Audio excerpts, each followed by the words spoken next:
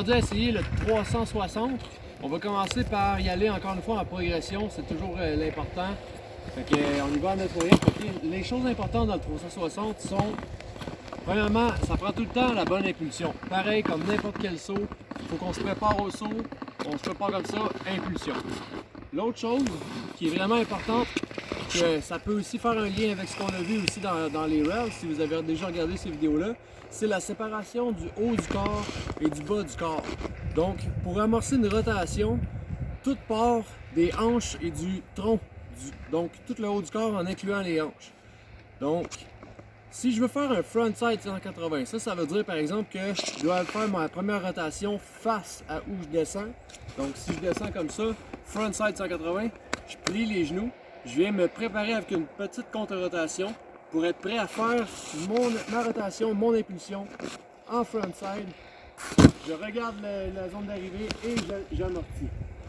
Donc, on va pouvoir commencer par ça, frontside 180. Puis après ça, on va pouvoir le faire progresser vers le 360. Donc, même sur place, sur neige, vous pouvez le commencer, vous pouvez le pratiquer. Faites vraiment les bons mouvements d'impulsion, etc. parce que c'est ces mouvements-là qui vont vous aider sur les sauts après. Une des choses qui est subtile, mais qui va vous aider beaucoup à réussir vos 180 frontside ainsi que toute autre rotation frontside, c'est d'avoir une bonne base dans la neige pour être capable de prendre votre élan pour votre rotation.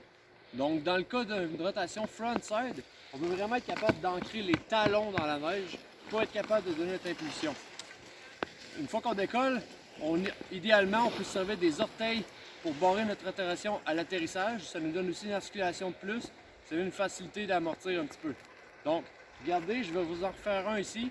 Je vais prendre appui sur les talons. Je vais lancer mon impulsion à 180 et ratterrir sur les orteils, ou presque sur les orteils. Ça va comme ça.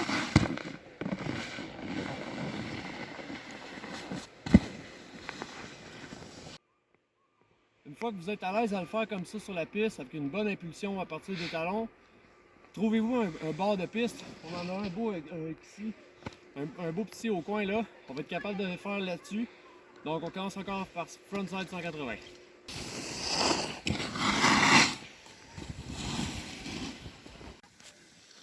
Donc là, on est rendu à l'aise d'avoir une bonne impulsion prise à partir des talons pour le 180 frontside. On est capable de le faire en piste, on est capable de le faire en bord de piste.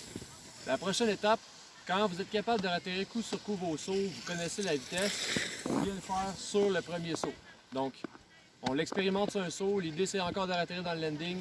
Vous allez voir, il y a une petite approche qu'on va vous montrer en S. Donc, je vais faire une petite approche, je vais être légèrement sur les orteils, ensuite talons, et je quitte le saut en ligne droite sur les talons et je décolle mon petit 180 degrés. Pour un 180 degrés, c'est vraiment une petite impulsion, on n'a vraiment pas besoin de le forcer. On regardera ça.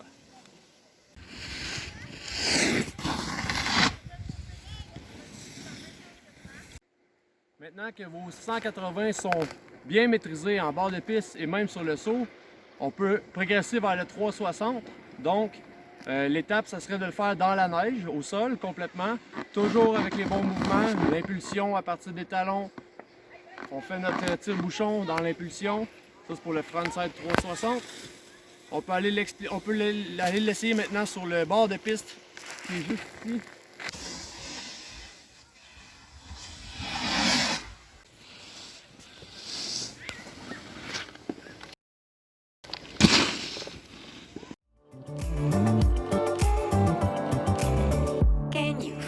See the mess and trouble in your brain. Anger you retain, pressure rocks you like a hurricane. Is it time for you to jump into the next train? Change of hand, make a stand, I can see your heart change. Wake up, no more nap, your turn is coming up.